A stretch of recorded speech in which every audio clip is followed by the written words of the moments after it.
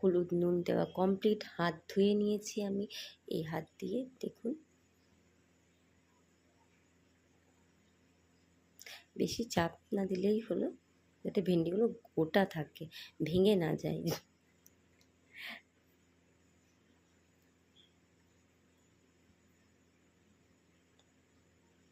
করোনার পর থেকে হাত ধোয়াটা এবং আমাদের বেবি হওয়ার পর থেকে হাইজিন মেনটেন করাটা এত বেশি প্রয়োজনীয় হয়ে পড়েছে, আমি সাথে সাথে যে কখনো ভুলছি না হাত ধুতে।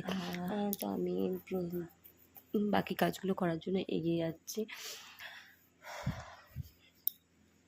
তেল আমার গরম হয়ে গেছে, এখন দেখতে হবে তেল থেকে ধোঁয়া বেরোচ্ছে কিনা। আমি এতটা ভালো নয় রান্নাতে, কিন্তু জীবনের এই বয়স পর্যন্ত এসে যাওয়ার পর আমার মনে হচ্ছে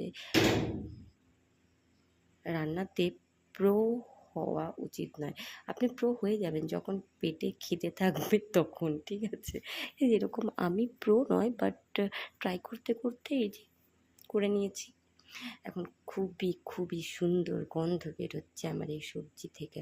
এখনও রান্না হয়নি, বাট এত সুন্দর লাগছে, মনে হচ্ছে কাঁচাই খেয়ে নেব। সব কিছু দিয়ে দিলাম, একটু নষ্ট করা যাবে না। প্রত্যেকটা ডাল আমি এখান থেকে তুলে পর কড়াইয়ের মধ্যে দিয়ে দেবো, কারণ কিচ্ছু নষ্ট করা যাবে না বাবা, আজকাল খাবারের যা দাম।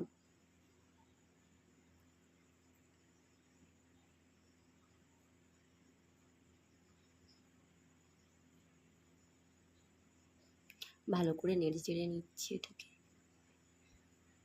ভিডিওটা করা হচ্ছে বলে এটা অনেকক্ষণ মনে হচ্ছে, কিন্তু এটা খুব তাড়াতাড়ি হয়ে গেছে, খুবই তাড়াতাড়ি হয়ে গেছে। বেশি কিছুই করতে হবে না আমাদের জাস্ট যেভাবে আমরা ডাল সিদ্ধ করি বা ডাল করার জন্য উনুনে চাপাই, সেম ওরকমই আমরা এটা করছি।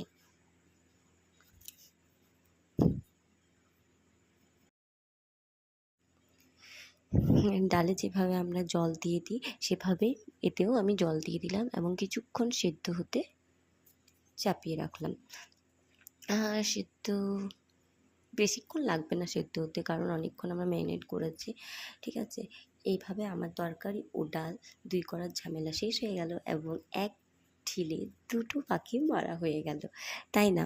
আর আমাকে ওই ঝামেলাটা আর নেই আমার, যে আমাকে একটা তরকারি করতে হবে আর একদিকে ডাল করতে হবে। আমরা দুজন, আমাদেরকে বেশি কিছু করতেও হয় না। Thank you.